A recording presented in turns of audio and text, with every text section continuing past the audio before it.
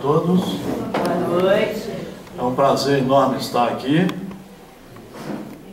Ninguém vai falar, e nós também. Com certeza. Não é? Mas eu me lembro quando nasceu a casa, né? Está fazendo quantos anos? 10 anos. 10 anos. Quando nasceu a casa, desde o início eu ia, sempre estava lá. E depois que mudou para cá é que eu fiquei uns tempos sem vir. De maneira que acompanho e fico feliz da casa estar hoje nessa estrutura que está. O meu tema é os 150 anos do Evangelho segundo o Espiritismo. E dentro do Evangelho, nós vamos escolher 3 pontos para focar de uma forma mais pedagógica o nosso tema. Eu fico muito emocionado quando alguma casa lembra do Evangelho. Hoje é uma raridade, porque há uma avalanche de livros, a maioria não espíritas, mas se vendendo nas casas espíritas, e aí o pessoal esquece um pouco das obras básicas. E nesse início eu vou então mostrar para vocês como é que eu conheci esse Evangelho. Eu estudei no Sacré-Cœur de Marie, lá em Vitória, no primeiro ano primário, 1957, e inclusive era semiterno das freiras, primeira turma dos homens. Então, desde aquele momento, nós começamos a conhecer a Bíblia. Como é que as freiras falavam de Deus, de Jesus. Havia um catecismo, e eu já tentei até recuperar, mas não consegui. Eles botavam várias figuras, e aquele catecismo, de certa forma, assustava a gente. Mas era o caminho. Foi lá no Sacré-Cœur de Marie, hoje Sagrado Coração de Maria, que eu fiz a minha primeira confissão. Então isso tudo foi me formando. Vocês vão entender o que eu vou dizer daqui a pouco. Depois de uma certa época eu fui para o Salesiano, aí o colégio dos padres. E até entrar na faculdade fiquei entre o Salesiano e o Americano, quando era o melhor colégio de Vitória. Todos dois seguiam a Bíblia, os padres e os batistas. Naquela época não tinha separação de batista, hoje é uma confusão danada, mas naquela época era só a igreja batista, que eram organizadíssimos, muito rigorosos, todos dois. Então foi ali que eu comecei a ver, a estudar a Bíblia. Inclusive essa Bíblia, que é a melhor tradução hoje no Brasil, eu ainda tenho, da Igreja Católica, que nós espíritas usamos. Então, foi ali que eu comecei a minha formação. Eu era um jovem de classe alta, de classe média alta, playboy, da época, da década de 50, 60, né? E nesse patamar, muitos amigos debandaram para as drogas, para uma série de coisas que foram chegando naquela época, né? Quem tinha uma educação firme em família, educação firme religiosa, a maioria conseguiu seguir o caminho do bem. Em 1968, eu tive o primeiro contato com a doutrina espírita, na Casa Espírita Maria de Madalena, no bairro de Jucutuquara, quando o Dr. José de Oliveira Rosa era o presidente. Muitos aqui devem lembrar dele. Era um juiz, mas ele gostava muito de fazer trabalhos, estudar, principalmente estudar. Ele fazia palestras também, mas era um trabalhador fenomenal. E foi o Dr. José de Oliveira Rosa que, olhando para mim, era como se fosse meu tio, e me deu então um livro, Jesus no Lar. Foi aí que eu comecei a doutrina espírita, de Neio Lúcio, da editora FEB, Federação Espírita Brasileira. E aí foi o primeiro contato que eu tive com Jesus, mas não mais naquela visão lá das freiras e dos padres. Todos fazem trabalhos maravilhosos. E o Espiritismo não veio para brigar com ninguém. Aliás, até hoje eu sou chamado às vezes para fazer palestra em algumas igrejas espíritas. Eu. Então, na verdade, ali eu tive o primeiro contato. E o segundo livro que ele me deu foi o Livro dos Espíritos. E aí, então, eu resolvi pegar com ele toda a coletânea que tinha na casa. E aí li as obras básicas, entre 69 e 70. Quando eu li o Evangelho segundo o Espiritismo, a primeira vez, e eu tenho o mesmo livro de 45 anos atrás, aqui, quando eu li esse livro pela primeira vez, aí eu já li com a conotação de estudo, até porque eu gostava de estudar, já fazia faculdade de Direito na UFES, e aí eu pude visualizar um outro Jesus. Eu pude ver que o que elas falavam, as freiras, que elas eram muito dedicadas, trabalhadoras, muito, com a fé que elas tinham, mas eu pude ver que faltavam algumas coisas para quem queria questionar algumas coisas da nossa vida. E quando eu comecei a ler as obras básicas, infelizmente também muito esquecidas hoje no nosso país, pelos espíritas, quando eu comecei a estudar as obras básicas, eu comecei a visualizar, inclusive para a minha profissão do direito, uma luz muito forte. Então nunca mais eu abandonei a ciência espírita, a doutrina espírita, nunca mais. E comecei a reler as obras. Cada vez que eu relia as obras, eu via que eu nada sabia e que eu aprendia ainda mais. Eu fico bobo, como tem pessoas que leem uma vez e já quer fazer da aula, né? A gente, quando lê uma vez, não aprende mais do que 3% da obra, e olha lá. E aí comecei a me interessar. É isso que eu vou tentar passar para vocês aqui hoje. Eu quis fazer essa introdução, porque eu acho muito importante vocês saberem que quem está aqui, claro que não é perfeito, não é nada de bom, nada de melhor, mas é uma pessoa que está interessada no estudo há 45 anos. E aí, quando eu comecei a me aprofundar, comecei a participar do movimento, eu comecei a fazer alguns artigos. E eu escrevi um artigo que demorou 7 anos no forno. E eu trouxe de presente, não sei se vai dar para todo mundo, presente que está ali na mesa, depois quem vier me abraçar, leva um. Porque o mundo está ficando muito seco, as pessoas não abraçam, não cumprimentam, então pelo menos é uma oportunidade de dar a mão. Não é?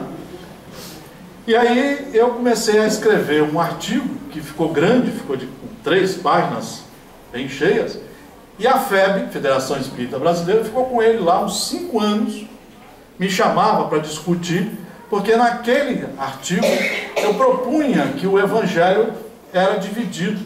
Olha a audácia, né? Meu Deus do céu. Que o Evangelho deveria ser dividido pedagogicamente em 3 partes. Até que a FEB, que é o movimento organizado e oficial do Espiritismo no Brasil, publicou em 2002, e é esse artigo que eu vou dar de presente para vocês. Não com o intuito de ensinar, nem nada disso. Ao contrário, eu estou aprendendo todo dia. Geralmente, de 2 em 2 anos, eu releio as obras básicas. Geralmente. E aí, nesse artigo, eu propus uma divisão pedagógica para o Evangelho. Do primeiro capítulo ao 4º capítulo, seria o plano de Deus para a Terra. E esse plano, ele estaria dividido de forma muito bem pedagógica, porque os Espíritos amarraram os 28 capítulos, de uma forma que hoje nós podemos falar com toda tranquilidade que o Evangelho é o principal livro da codificação no campo da reforma moral. Ele é um instrumento de educação para a nossa reforma. Por isso ele não deve ser um livro de cabeceira, como se abre assim, se lê abruptamente. Ele é um livro de estudo, de meditações. de reflexões. Ele deve ser um livro que deve ser relido várias vezes, para que a gente tente chegar ao fundo daquilo que os autores tentaram passar para nós, os autores dos espíritos superiores. Então o Evangelho é todo construído em cima da obra de Jesus Cristo, e aí nós estamos igual às freiras, igual aos padres, tanto tranquilamente. Apenas nós vamos ver que alguns pontos nós conseguimos esclarecer. Tem pontos que até hoje, por exemplo, a ciência do direito, e eu sou do direito, 40 anos dando aula, a ciência do direito não tem a gênese da violência. Nós não temos nenhum livro que fale a origem da violência. Essa violência que nós estamos lidando com ela aí. Nós estamos trabalhando ela no final. Ou seja, eu crio uma cadeia, boto uma cadeia a trabalhar, boto uma coisa, e assim vai. Pena de morte, em alguns países arranca os braços. Estou tentando ver o que eu faço para ressocializar. Eu não estou trabalhando no início. Nem a psiquiatria também chegou lá, nem a psicologia. Nenhum livro, nenhuma ciência chegou. E nós mostramos a origem da violência. Então, nessa primeira parte, nós vamos pegar um ponto, que não podemos pegar todos, porque hoje depende de tempo, não é? E no primeiro capítulo, nós vamos ver o projeto de Deus para a Terra. O projeto dele é, em algum momento, nós centralizarmos os ensinos em torno de Moisés. Claro que nós temos antes e temos depois.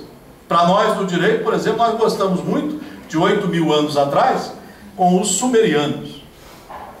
Aquele povo sumeriano, nós falamos que ali começou realmente a democracia, as leis. Depois nós vamos ter vários povos estudando as leis. Até hoje nós estamos... A nossa maior luta na sociedade hoje é fazer as pessoas cumprirem as leis. Que nós não estamos conseguindo. Então, nós vamos ver que nessa parte nós temos Moisés, quer dizer, antes um pouquinho e depois. Nós vamos ver o trabalho dele, foi exatamente um trabalho árduo de mostrar que havia lei. Até hoje nós não aceitamos isso. Experimente falar com uma pessoa, uma dona de casa que joga o lixo errado na rua e fala, tem lei, isso não importa, já como eu quero, eu mando, eu tenho dinheiro. As pessoas não querem respeitar as leis. Vejam quantos anos isso. Qual é o maior crime que está crescendo hoje no Espírito Santo e no Brasil? É o crime em que vocês, mulheres, estão apanhando. Nós ainda não conseguimos entrar dentro da mente dos homens e dizer, você tem que respeitar as leis, rapaz. Quando eu trabalhava, agora eu estou aposentado, eu trabalhava na justiça, a maioria dos crimes de violência à família eram de pessoas formadas, e peguei muitos religiosos lá, inclusive espíritas, que batiam na esposa. Porque nós queremos estudar, mas não queremos cumprir. A gente quer estudar para apontar para os outros. Você cumpre, você faz. E eu não. E quando nós pegamos você tem uma série de justificativos. Já repararam? Nós temos sempre uma justificativa. Então, nessa primeira parte, é muito importante para quem vai estudar o Evangelho, saber que Deus estabeleceu uma lei. E aí nós passamos a entender quem é Deus. Que é outra coisa que ainda não se sabe, não se tem ideia. A gente só fala na hora que está difícil. Ai, meu Deus.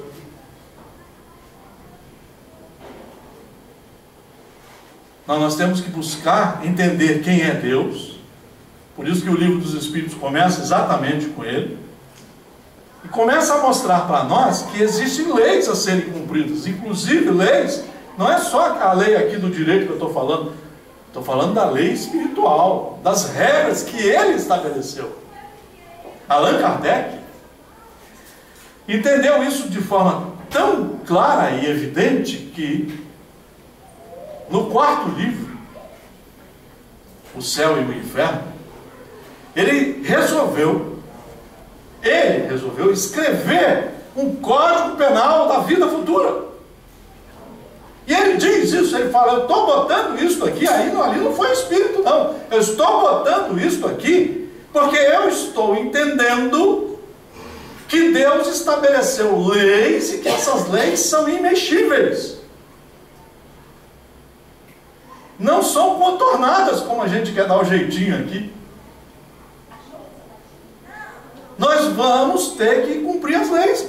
Me parece, queridos amigos e amigas, que isso é que está faltando nos dias de hoje. Inclusive nós, os religiosos, aquelas que estudamos, está faltando nós falarmos isso para nós. O dia que houver esse convencimento, eu paro de agredir o outro. Não vai ter mais violência. Mas não é assim que está acontecendo. Não é assim. Então, essa é a primeira parte dessa introdução. Eu quero dizer a vocês que não é palestra que eu estou fazendo, tá?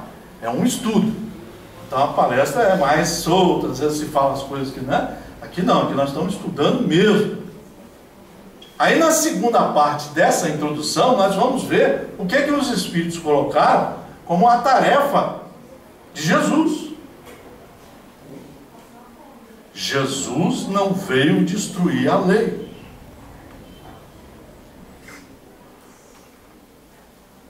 Quer dizer, a lei de Deus. Ele veio cumpri-la. Então já começa, por isso que a gente tem que ler umas 20, 30 vezes o Evangelho numa encarnação. Às vezes essa frase aqui já resolve tudo. Se ele veio cumprir, por que eu não quero cumprir? Por que eu sou melhor do que ele não querer cumprir? Eu parei o carro ali agora, a minha preocupação, perguntei ao meu companheiro, será que é permitido parar aqui? Nós temos que procurar cumprir a regra. Ah, mas é domingo? Não, tem que cumprir a regra. Se só pudesse parar 1 quilômetro, que se parasse a 1 quilômetro, viesse andando. Cumprir a regra. Nós temos que começar por nós a fazer isso. O sinal ficou amarelo, para! Não, acelera para passar. Porque nós temos alguma coisa dentro de nós, e o Espiritismo explica, que são esses erros, essas revoltas das vidas passadas, que a gente traz para nós, não é? E chega aqui, a gente quer ficar incomodado, não quer respeitar, não quer ser submisso, obediente. Foi isso que eu fui aprendendo com o Evangelho a partir de 1968. Foi aí que eu não virei marginal, tinha tudo para virar marginal. Tudo.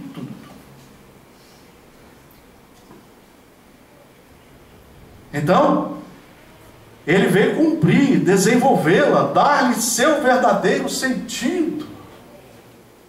Ó, se eu sigo Cristo, eu tenho que fazer isso também. Será que eu estou cumprindo dentro de casa na hora que eu acordo e dobrar o lençol? Será que na hora que eu vejo a pia lá cheia de panela, eu vou lá e ajudo para lavar? Será que quando eu saio do banheiro, eu vejo se deixei tudo prontinho para alguém que vai entrar? Ah, mas vai entrar o seu inimigo, não importa, que ele seja atendido bem como eu fui. Até se for o inimigo, se for o caso. Nós temos que começar a fazer conosco. Então, o Evangelho, a gente fica falando que é para os outros, não é para nós. Foi isso que o Dr. Zé de Oliveira Rosa falava para mim. É para nós. Eu até fiquei muito amigo dele, de vez em quando eu debatia com ele. Eu falava, mas o senhor é meio rebelde também em algumas coisas. E ele, claro, ele falava, rapaz, é difícil. A gente sabe que é difícil. Mas nós temos que começar a trabalhar. Então, Jesus veio mostrar para nós que nós devíamos cumprir a lei. É apropriá-la ao grau de adiantamento dos homens. Por isso se encontra nessa lei o princípio dos deveres para com Deus e para com o próximo, que constitui a base de toda a sua doutrina. De toda a sua doutrina. Só que aí, realmente tem coisas na nossa vida que fica difícil de entender. Você lê aqui e às vezes você tem a filha mais velha, te dá um problema danado. Tudo que você fala, ela rebate. E a mesma coisa, vice-versa, né? Geralmente, quando eu fazia pesquisa em família, era com o filho mais velho, né? Então, quem é que está encarnado ali? Alguém que você precisa se acertar. Precisa saber quem é? Não, porque senão você vai assustar. Só que a maioria dos casos que a gente atendia naquela época, a gente notava que os espíritas falavam assim, não, é muito bonito ver, mas experimenta viver com ela. Aí eu falava, mas o compromisso dela não é comigo, eu não preciso viver com ela, quem precisa é a senhora. Se a senhora é espírita, a senhora está aprendendo que a senhora tem que aprender a conviver com ela.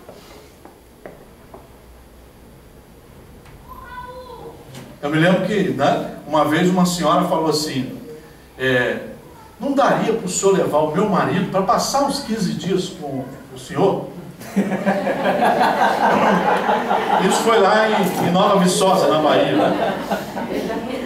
Aí eu falei com ela, falei assim, olha, a senhora vai me desculpar, eu até levaria, porque eu gosto dele, eu conhecia o senhor, né? Mas o meu compromisso com ele, que eu devo ter, claro que eu devo ter, eu estou fazendo aqui, ó, eu vim aqui a Nova Viçosa, a gasolina minha, no meu carro, não cobrei nada, tudo por minha conta. Vocês estão querendo que eu fique aqui 3 dias, eu vou ficar. Mas ele é um compromisso da senhora. E aí depois eu voltei lá outras vezes, aí ela falou assim, mas na verdade eu queria dizer ao senhor que eu já sou casada com ele há 50 anos, ele me batia, ele era violentíssimo aqui no interior da Bahia, e meu pai sempre era espírita, falava, vamos aguentar, porque às vezes você transforma ele, e hoje ele está transformado, hoje ele canta comigo na hora de dormir. Eu falei, tá vendo? É uma obra da senhora. Então, nós vamos ver isso, não é? Os instrumentos da perfeição, que está nesse livro de Jesus no Lar, não é? Quando Pedro chega nervoso, Pedro era um exemplo muito bom, parecido conosco, né? Pedro se parece conosco, eu adoro ele, rebelde, teimoso, né? Enjoado, chato, violento. Aí Jesus está lá, Pedro chega com aquela cara emburrada. O que houve, rapaz? Encontrei ali um tio meu que é ladrão, encontrei um primo que também é ladrão, e aí Jesus pensou assim, nossa, será que ele botou o evangelho nessa confusão, né? Aí ele fala, nada, botei o dedo na cara dele. Esqueceu todo o evangelho. É assim que nós fazemos. O evangelho é aqui. Aí quando nós saímos ali. Então Jesus veio mostrar que nós precisamos começar a trabalhar essa regra. E a terceira parte ainda da introdução que eu estou, hein? Não é a palestra, eu quero que vocês anotem tudo, hein?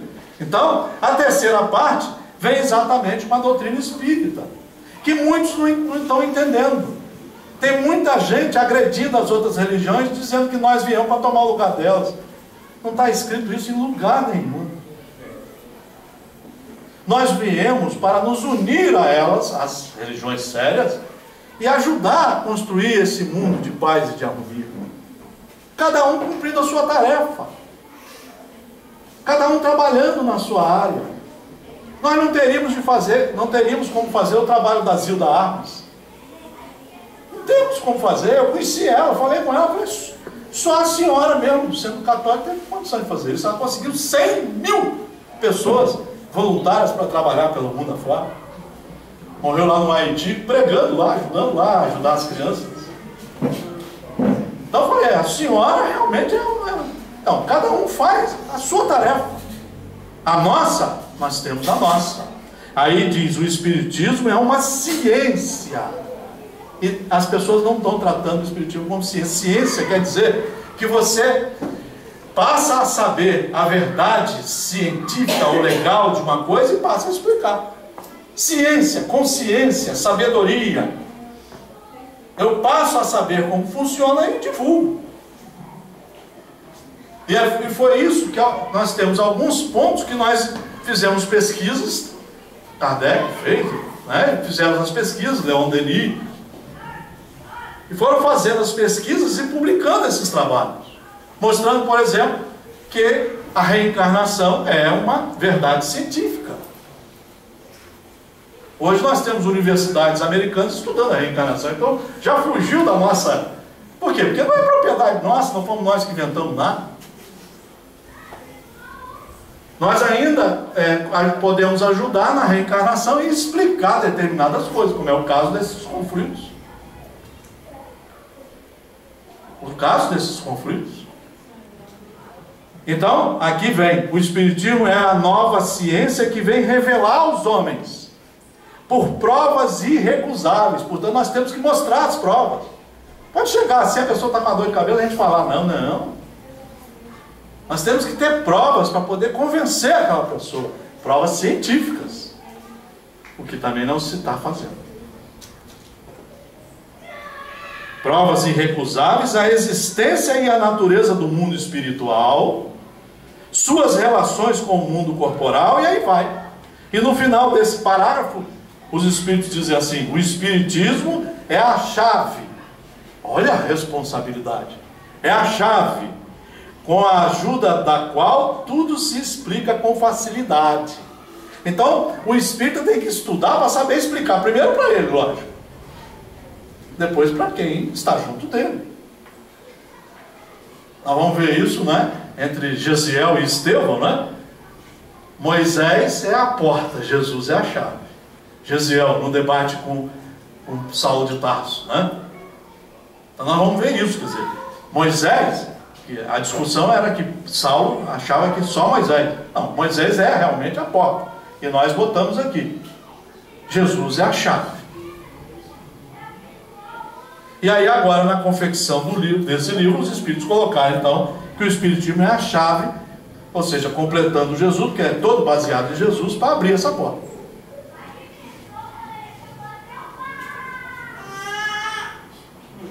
Qual é a porta mais difícil de ser aberta? A do seu coração, a minha, do meu coração. Como é difícil? Experimenta abrir, não abre de jeito nenhum.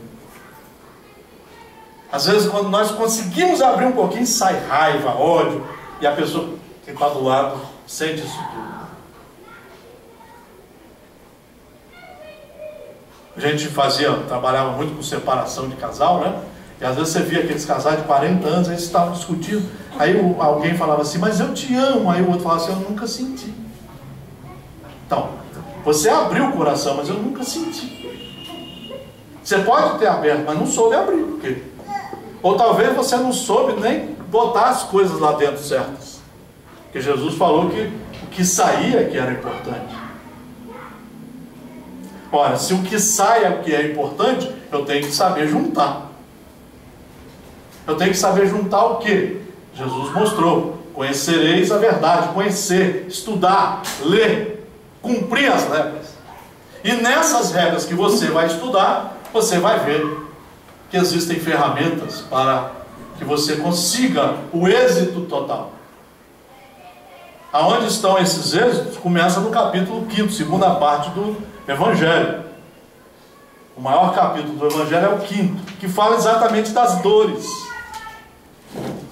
Que fala exatamente dos aflitos, dos conflitos. E quem de nós que não tem dor? Pelo menos nos meus mais de 60 anos, nunca vi ninguém sem dor. Quando eu era advogado, eu fui advogado de homens milionários, ricos. E aí, às vezes, eu sentava na sala deles, ficava conversando, como eles sofriam. Quer dizer, o dinheiro... Tinha um que ele falava para mim, ele falava, rapaz, eu não consigo, né? Você vê quantos problemas de família que eu tenho, não era para ter, eu sou dono do shopping. O shopping Vitória, quer dizer, era tudo para... Não tinha razão de briga. Eu era muito amigo dele, além de advogado dele, ele falava assim, eu não consigo. Era difícil. Era complicado. Porque o dinheiro tem que saber, o dinheiro é uma ferramenta que Deus disponibiliza para nós, uma das. E que nós vamos ter que saber utilizá-la de acordo com a ciência, de acordo com as leis.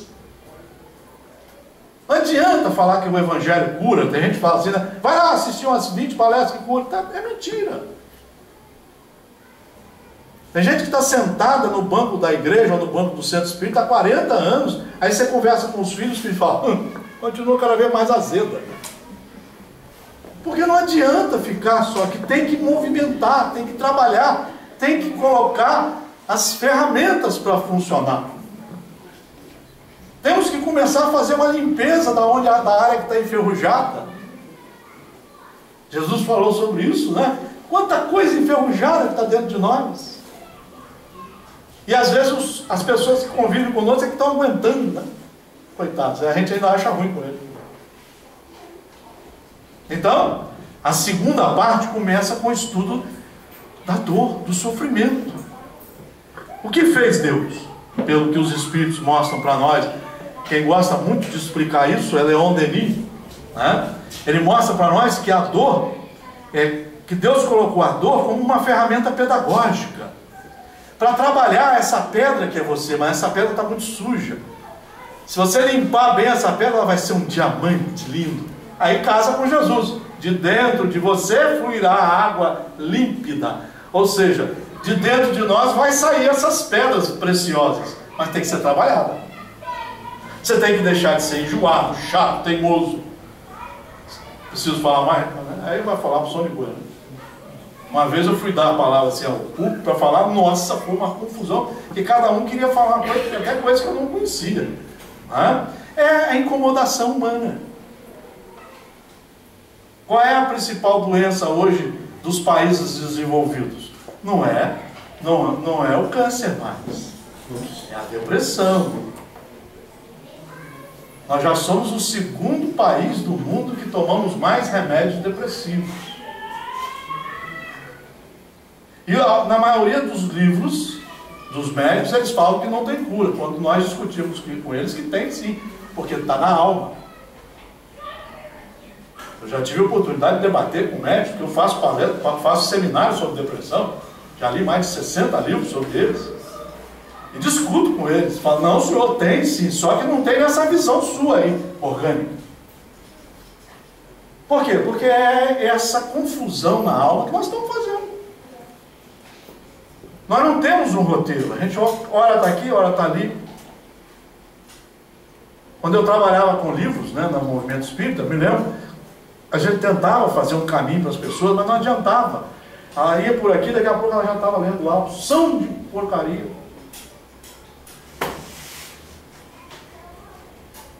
E aí não tinha jeito, porque você quer ir para lá, não tem jeito. Você tem que focar, você tem que se planejar, tem que se organizar.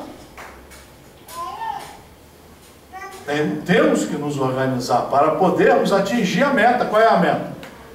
Chegar na hora da morte, que todos vão passar pela morte. Deus estabeleceu, é lei. Mas só que nós sabemos que o Espiritismo vem mostrar para nós que a morte é uma parada do corpo orgânico que serviu muito para nós, ou não serviu,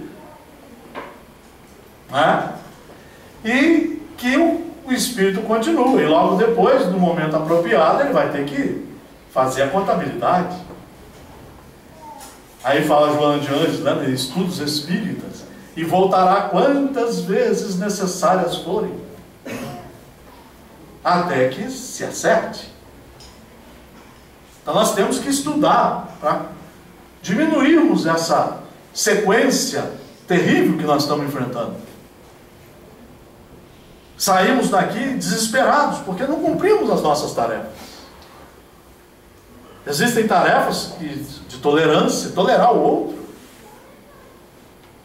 Paciência. Aí, tudo isso são mecanismos. A Joana de Anjos, espírito, trabalhou muito essa área, né?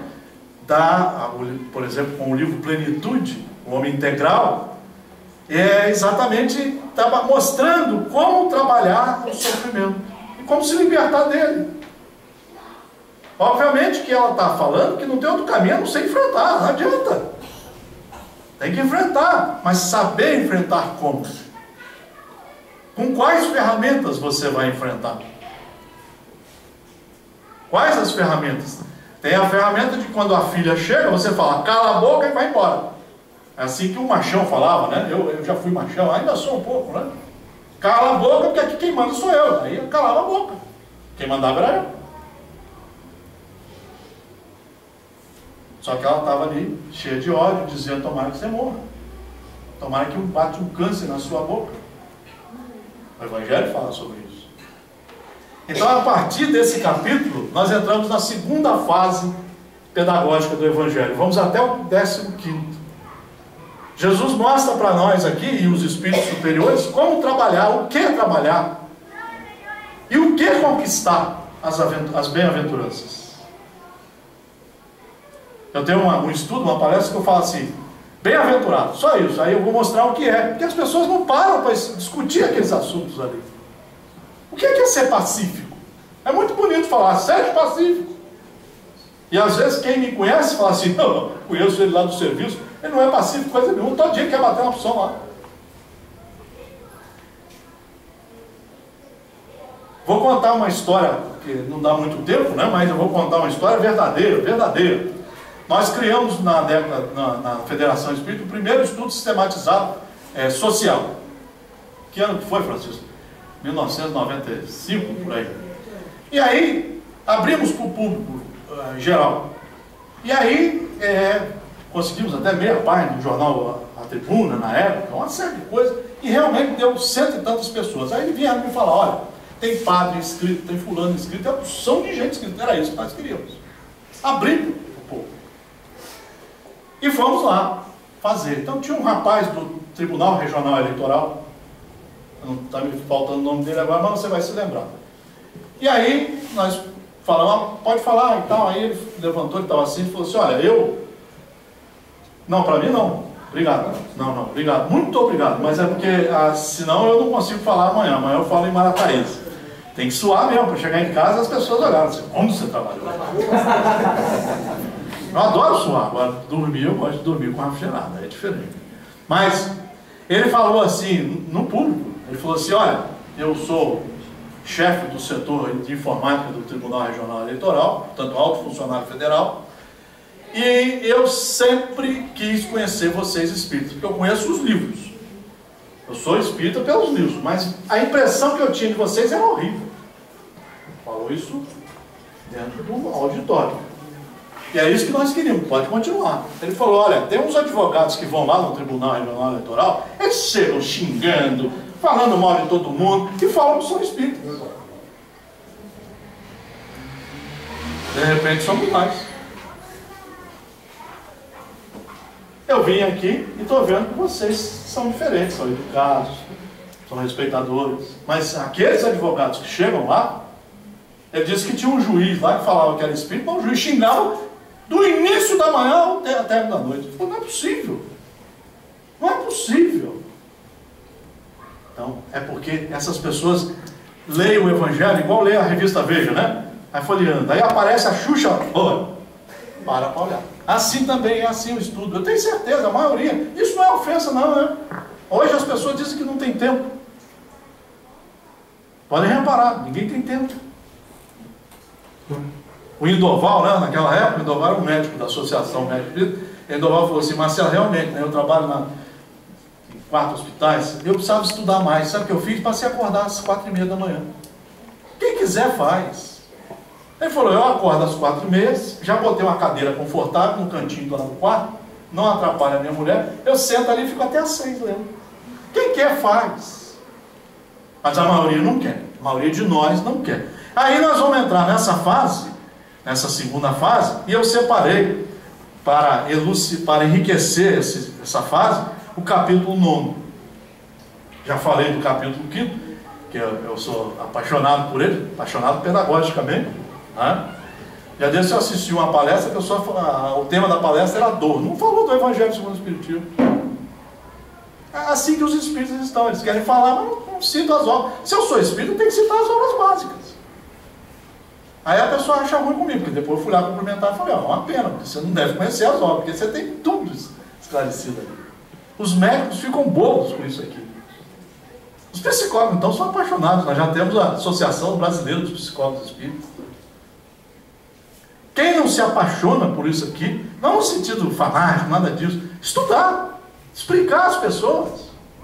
Você não vai resolver nada, mas explica. Isso é que consola. Por isso que o Espiritismo foi chamado de consolador. Consolador em aramaico quer dizer explicador. Consolador, no termo que Jesus usava, era explicador. Que é o que Jesus gostava de fazer, explicar. Ele falava, ó rapaz, agora não vai acontecer isso, como falou para Pedro, você não vai comigo agora. Pedro queria isso, não vai agora. Ou seja, você vai ter que aprender a opção de coisa, depois eu venho te buscar. Mas tem que explicar. E aí esse capítulo, eu gosto muito dele como fecho desse estudo do meio, porque ele fala, bem-aventurados exatamente os brandos e pacíficos. E o capítulo é muito, todo ele, muito bem amarrado pedagogicamente. Começa exatamente com aquilo que nós não queremos tirar de nós, a violência. Podem reparar, nós gostamos de ser violentos, por isso que nós somos o país, o primeiro país do mundo que toma mais remédio de dor de cabeça no planeta. São 220 países, nós somos o primeiro. A guerra não está lá no Afeganistão, está aqui. Porque nós não estamos felizes conosco, dor de cabeça. Nós não estamos felizes, adrenalina o dia inteiro, depois dor de cabeça. Ah, tem mais uma pesquisa, eu trabalhava muito com pesquisa, agora saiu a última. De cada 10 crimes que acontecem no mundo, em cada dia, 3 acontecem no Brasil. Ou seja, 10% dos crimes que acontecem no mundo, acontecem no Brasil. É um horror. Somos o país mais violento hoje na face da terra. Cadê a pátria do Evangelho? Richard Simonetti, há muitos anos, Francisco se lembra, escreveu um texto que saiu na principal revista, a única revista oficial do movimento espírita brasileiro, Reformador, que também em muitos casos não conhecem, e não leem. Richard Simonetti, há muitos anos atrás, escreveu dizendo que talvez Jesus já tivesse descartado o Brasil como pátria do Evangelho, porque ele deu várias oportunidades a vários países e eles não aceitaram. E nós estamos demorando a botar esse Evangelho para funcionar. Só que a gente fala dos outros, fala do governante, fala não sei de quem, mas não fala de nós. E a doutrina espírita, quem lê o livro dos Espíritos, vai ver que toda ela é centrada em um único filão: educação. Porque se você se educar, você resolve os problemas da atual encarnação e sai mais livre para outras tarefas. Então aqui nós vamos ver, vocês estão vendo, o tempo não para, eu ainda na próxima encarnação eu vou ter o poder de mexer nos relógios. Eu adoro quando eu chego numa casa e o relógio está quebrado, eu não falo nada. Aí eu fico olhando, aí eu olho para o presidente não, mas está lá. Mas aqui tem alguns pontos que são fundamentais, que eu agora já não vou mais parar tanto. A afabilidade e a doçura. Isso daria 2 horas de conversa. Para quem estuda. A paciência. Será que eu tenho paciência comigo? Por exemplo, quando eu me olho no espelho, as rugas estão chegando. Será que eu fico revoltado ou passo a amá-las? Preciso dar a resposta, né? Quando o cabelo vai ficando branco, eu fico revoltado ou fico feliz? Vejam só, não é? Vários autores estão se apegando nisso aí para escrever livros, mostrando como que nós não aceitamos Deus. Deus fez as leis. Eu vou envelhecer. Por que odiar o envelhecimento?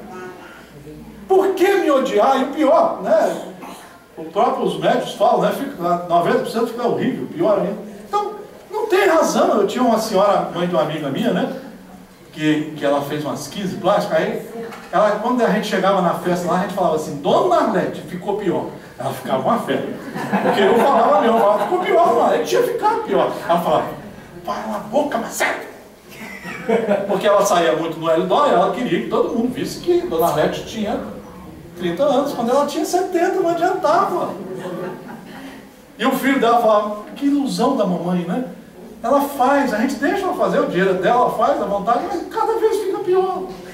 Ele não vai conseguir. Agora, um negocinho ali, um negocinho aqui, claro, deve fazer, pode fazer. Mas querer deixar de ter 60 para ter 30, não, isso é brincadeira. Isso é desrespeito às leis de Deus. Vamos lá. E aí, a paciência, né? Você não tem paciência com você, ué. Hoje, por exemplo, a partir das 5 horas eu fiquei me arrumando, botei essa camisa, fui no espelho, paciência comigo. Liguei para o Francisco, falei, você acha que eu estou bem? Mandei uma foto para ele pelo smartphone, ele olhou e falou, tá bem, tá elegante. Não recebi não. É? Você tem que ter paciência e saber envelhecer. Agora, claro, se pode usar algumas coisas, claro que pode. Mas não ficar fanático como a maioria está ficando. Inclusive os homens, que eu não esperava isso deles. Bom, mas o que eu queria puxar aqui é essa parte desse capítulo, a obediência e a resignação. Porque a maioria de nós ainda insiste em falar que é religioso, mas no fundo é teimoso. Olha o que diz: a doutrina de Jesus ensina em toda parte a obediência e a resignação. Em toda parte a doutrina ensina. Só não vê quem é cego. É igual o direito, né? A minha luta pelo direito é isso, é você divulgar para as pessoas. Eu me lembro quando eu fui divulgador do Estatuto da Criança e do Adolescente, logo que ele saiu, né? Eu ia nos colégios, pelo Estado, eu sou funcionário do Estado, e algumas mães, a gente fazia palestra para as mães, diziam, não pode bater, e explicava porque. Tinha mãe que falava assim, eu bato, eu boto a língua, eu boto coisa quente na língua, eu faço, é minha filha, eu faço o que eu quero. Então é difícil. Era difícil. Você falar, só tem que optar pela lei. E a mesma coisa nós. A doutrina de Jesus ensina em toda parte a obediência e a resignação. Eu não perguntei a você, você viu se eu estou bem, elegante na filmagem? Muito bem. Minhas filhas falam para eu perguntar se está tudo bem. Está tudo bem. Estou bonito, elegante? Obrigado. Minha filha, tem uma filha que fala assim, não fica de lado, porque o nariz é grande, vai aparecer. Então tem que ficar de frente. Duas virtudes companheiras da doçura. Olha só o que o Espírito falou. Tudo ao contrário do que nós fazemos. A obediência e a resignação, duas virtudes companheiras da doçura. Não, nós queremos brigar. Pode reparar, agora com o Estatuto do Consumidor, a gente quer brigar, vamos lá brigar. Você está no aeroporto, aí a aeromoça fala assim, foi cancelado o voo. Eu me lembro uma vez, eu e o Espírito saiu para bater na aeromoça, eu falei, rapaz, ela está dizendo que não vai ter voo, nós temos que ser resignados e respeitar a ordem. Agora, você pode ir lá e reclamar, mas com educação, para bater não. A gente esquece. Na verdade não esquecemos não, nós não temos o evangelho ainda dentro de nós. Por isso que nós fazemos essas coisas na hora que nós estamos lá nervosos. E aí ele diz, companheiras da doçura, muito ativas, embora os homens a confundam erradamente com a negação do sentimento e da vontade. A obediência é o consentimento da razão. Então, você tem que conhecer para se convencer de cumprir a lei. Foi isso que Jesus falou, conhecereis a verdade. Mas tem que saber conhecer. É um processo pedagógico. Nós não sabemos fazer isso ainda. E aí o Espírito diz, a obediência é o consentimento da razão. A resignação é o consentimento do coração. Ou seja, essa segunda parte do Evangelho segundo o Espiritismo faz com que nós acertemos o enfrentamento que nós temos que ter com as dores e começar a ativar dentro de nós as virtudes que vão nos fazer cumpridores da lei. Consegui a frase que eu queria. As virtudes que vão nos fazer cumpridores da lei. Não é ser tolerante só por ser tolerante, não. É ser tolerante tendo consciência que você está respeitando a lei. E tem mais. Quando você é tolerante com o seu companheiro, além de respeitar a lei de ambos, você está programando um futuro melhor. Sem amarras. Sem amarras entre os dois. Nós sabemos que nada fica escondido. Então vai ter que aparecer. Aí nós vamos, é uma pena, né? Nós poderíamos ficar até umas 9 hoje, a Luiz não está aí, mas liga para ele, de repente ele autoriza, não? Já pensou se ele fala, hein? Fica, Marcelo, aí até umas 9 horas que eu estou chegando no aeroporto. Não é? E aí nós vamos para a terceira parte, porque vocês estão lembrados que há uma divisão pedagógica do Evangelho. Não é? A primeira parte, o projeto de Deus, a segunda, o trabalho das dores, dos compromissos e das virtudes. Aí quando nós alcançamos a partir do capítulo 16, nós vamos ver que os Espíritos colocaram ali as coisas que nós vamos conseguir quando nos reformarmos moralmente. É isso que o pessoal que lê não está entendendo. Eu vou conseguir coisas se eu me reformar moralmente. Condicional. Tudo que Jesus falava era na condicional. Se você estudar, você passa. Se você passar de ano, você tem férias. Mamãe falava isso, aí a gente não tinha férias. Por quê? Quando você não passava. Então, tudo você tem que trabalhar. Naqueles 4 capítulos iniciais do Evangelho, está ali, explicado. Como é que foi montado esse planeta, quais os povos que estão aqui, quais as fases que eles estão passando. Um dia desse eu vi uma palestra, o rapaz no final falou assim, e nós vamos nos tornar regenerados e vamos para outros lugares. Aí eu falei, você não leu o Evangelho. A regeneração é aqui, doutor. Nós é que vamos transformar esse planeta aqui. Quer dizer, as pessoas não leem e querem fazer palestra. Isso aqui é triste, eu fico danado na vida, no direito tem muito disso também. Vocês desculpem eu falar assim, mas meus 45 anos me dá esse direito um pouco de falar. Então nós precisamos parar com essas brincadeiras que nós estamos fazendo, brincadeira no bom sentido, sem ofender ninguém, e olhar o sério, estudar o sério. Quando a gente passa por momentos difíceis, eu já passei, por exemplo, com a próstata, com câncer, etc., você confia naquela criatura, naquele médico. É ele que vai te dar essa segurança. Então, é isso que nós temos que fazer em nós também, como estudiosos, como aprendizes do Evangelho, sempre aprendizes.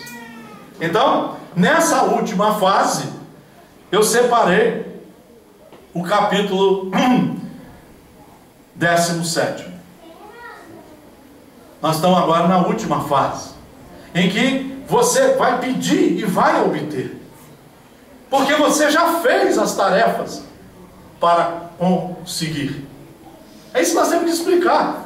O jovem, eu me lembro, fazia seminário com o jovem, mas não explicava. Não, rapaz, não é assim não, você tem que estudar 10 horas por dia, você tem que se alimentar, você tem que renunciar a uma série de coisas, para daqui a pouco você ter um emprego e tal. Vocês, mães, lutam com isso, né? Que eles falam, não precisa estudar não, aí não vai ser nada. Tem que estudar, tem que se alimentar bem e assim por diante. Então nós falamos isso, mas nós temos que explicar isso. E aqui, nesse último, nós vamos terminando com essa mensagem deles. Quando ele fala do homem de bem.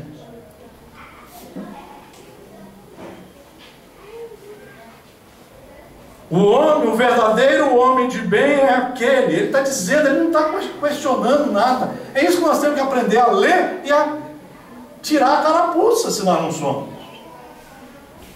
O verdadeiro homem de bem é aquele que pratica a lei de justiça. Portanto, temos que estudar a lei de justiça. Para estudar a lei de justiça, tem que ler uns 6 livros. Não pode ficar falando assim. Mas aqui hoje é só um alerta. A lei de justiça, a lei de amor. Muita gente está interpretando que o amor já está aqui. Não, as ferramentas para um dia nós aplicarmos a lei do amor. Por enquanto não. Por enquanto não. Para eu aplicar a lei do amor, eu vou ter que fazer uma série de reformas. Vou ter que ser tolerante, educado, respeitador, uma opção de coisas. Aí sim, nesse conjunto, eu estar nesse patamar.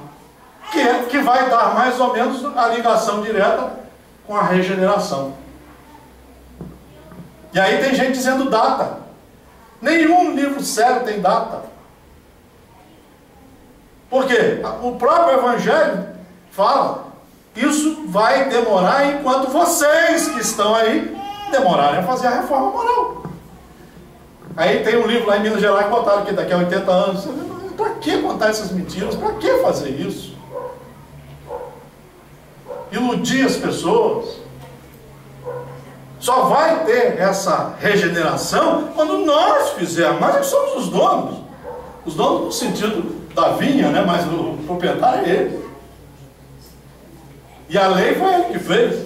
Então, o verdadeiro homem de bem, aquele que pratica a lei de justiça, amor e caridade, que é outro problema sério, precisa ser entendido, que hoje não é o caso, mas eu posso falar que a caridade é uma ferramenta para que um dia o amor funcione.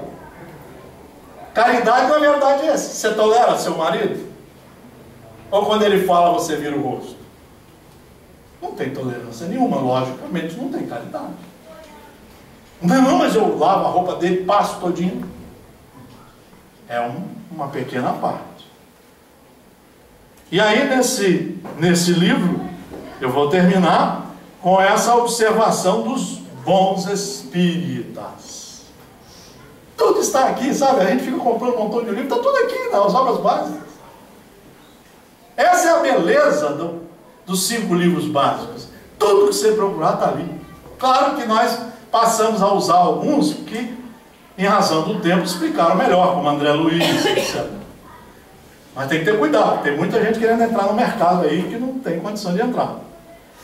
Então, os bons espíritas, o espiritismo bem compreendido, portanto precisa ser estudado. Mas, sobretudo, bem sentido, só sente quem já estudou. Só sente quem já examinou, quem já viu. Eu usava muito com meus alunos sobre a responsabilidade no direito, né? Eu falava assim, quando a pessoa estuda as leis, ela passa a ter um sabor. Então, quando ela é respeitosa, é gostoso, não é azedo.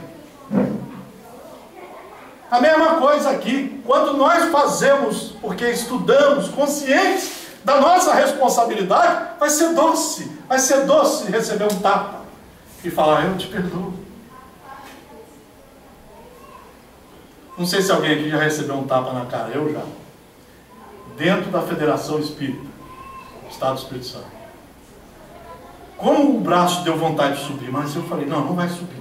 Eu que mando você, você não vai subir. Não sei se passar por outro eu aguento, mas você tem que receber o tapa e falar, tudo bem. Você que bateu, não fui eu. Então é você que está em acerto com você. Então nós temos que aprender que o Espiritismo tem que ser bem compreendido, bem estudado e bem sentido. Quando você olha uma senhora tendo paciência com o filho doente entrevado, né? Não é? Você às vezes vai visitar as pessoas, você olha assim, você fala, como é doce para ela. Tadinha, ela fica o dia inteiro ali trabalhando, limpa, dá banho nele, ele vomita tudo de novo, aí limpa. Você olha como é que ela limpa, você fala, é um amor bem compreendido. Ela está sentindo prazer. Já viram as mães de hoje? Não todos, né? O menino faz as necessidades, que porcaria, e bota lá, quebra as pernas, quase que quebra as pernas. Quando são aquelas mães preparadas, né? Faz com amor, com carinho. Podem reparar. Podem reparar. Você vai mudando os seus comportamentos, os seus hábitos. Kardec, no Livro dos Espíritos, na Lei do Trabalho, ele contou que a educação é um conjunto de hábitos. Você vai cultivando esses hábitos através de um esforço tremendo do conhecimento, da razão, do raciocínio, do livre-arbítrio. Educar o livre-arbítrio. Eu usei isso durante 40 anos, eu tinha um livre-arbítrio essa menina falou um desaforo para mim, eu tinha um livre-arbítrio de reprová-la. Sutilmente. Aí ela recebia lá e aí eu ficava rindo por dentro. Que malvado que eu era, que homem incompetente. Então, na verdade, a gente tem que reprovar, se ela se reprovar. E dizer para ela: eu te dei todas as oportunidades, você que não as pegou. Eu te dei um livro para ler, você não leu. Eu passei 2 trabalhos, você não fez. Então, não tem outro caminho a não ser reprovar. É diferente de você fazer sutilmente ou com violência. É diferente. Muitas vezes, às vezes na faculdade o pessoal me perguntava: o senhor fala muito em Jesus, se o senhor seguir Jesus, o senhor não vai ser frouxo? Eu falava: não. Eu posso reprovar você dizendo: você é burro, idiota. Mas posso reprovar dizendo assim: meu irmão, você não aproveitou as oportunidades. Então você vai ficar reprovado, portanto vai. Mas é uma nova chance, é uma nova oportunidade. Vai ser melhor para você. Olha o carinho. É diferente, mas que vai fazer, vai. A mesma coisa nós podemos fazer conosco, com os nossos que estão em torno de nós. Meu Deus, tenho que terminar. Mas falei tudo o que eu queria. Eu apenas terminaria com uma mensagem, uma mensagem do Espírito Lázaro, que eu não vou ler toda, obviamente, quando ele fala do dever, nesse capítulo. O dever é a obrigação moral, diante de si mesmo, primeiro. Pronto. Falou tudo. É uma beleza o Evangelho, se for estudado. Tudo está aqui, não precisa buscar outros livros. Ó. O dever é a obrigação moral, diante de si mesmo, primeiro. E aí, eu sem olhar para a dirigente, porque ela já deve estar um pouco nervosa, é aí que eu vejo a paciência dela. Eu vou então ler só 3 linhas desse livro da fé, porque eu só uso o livro seguro, não uso o livro que não seja seguro, escrito por Vinícius, Federação Espírita Brasileira, nas pegadas do Mestre, que ele escreveu 4 obras estudando o Evangelho de Jesus. E aí, num texto aqui sobre o sal da terra, está assim todo arrebentado, que é o mesmo livro há 30 anos. Ele diz sobre o sal da terra, e eu termino abraçando todos vocês com essa mensagem dele, para uma reflexão profunda, profunda. Não estou terminando como palestra, é estudo profundo. Vamos para casa agora, não cobra de ninguém não. Cobra de você. Pergunta a você como você está. Teve uma época da minha vida que eu comecei a fazer isso. Eu entrava no espelho do banheiro, eu olhava assim e falava: ei Marcelo, ei. Aí os filhos lá falavam: papai está ficando doido? Eu disse: não, estão conversando comigo, mas é um bate-papo duro. Como está você, Marcelo? Estou bem não, estou me sentindo meio nervoso. Se você está nervoso é porque tem alguma coisa que está pendente. E aí ia. É uma beleza você conversar com você. É a meditação dos hindus. Meditar é você se autoconhecer e planejar. Eu tenho que tirar esse nervoso. Então eu tenho que acertar isso em algum lugar. Diz ele assim, sobre o sal da terra: assim deve ser o cristão. Nós estamos falando do cristão, estudando o Evangelho. Então tudo que eu estou trazendo está plenamente, pedagogicamente organizado com o estudo. Assim deve ser o cristão, bom no meio dos maus. Prometo que eu não vou falar, mas dá para falar uma hora, né? Bom no meio dos maus, justo no meio da iniquidade, probo, quer dizer honesto, no meio dos desonestos, prudente no meio dos insensatos, humilde no meio dos orgulhosos,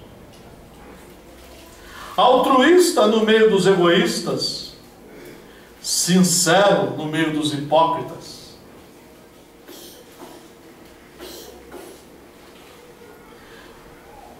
resignado no meio dos revoltados,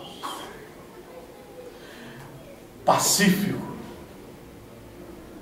no meio dos belicosos, virtuoso, numa palavra, no meio de todos os vícios e de todas as paixões.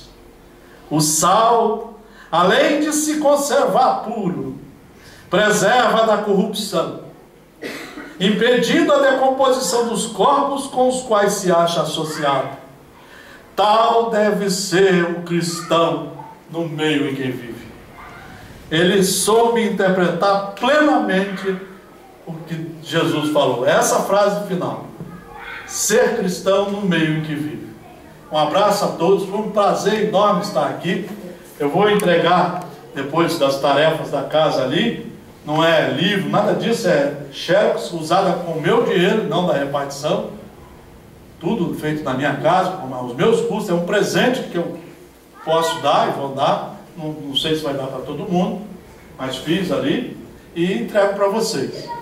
No Facebook, eu uso o Facebook só para falar coisa de direito e de espiritismo. É uma pena, as pessoas usam para uma opção de coisas, não é? Então no Facebook, inclusive, tem uma página minha, Direito e Espiritismo, acoplado. E ali tem meu e-mail para quem quiser bater papo. Papo sério.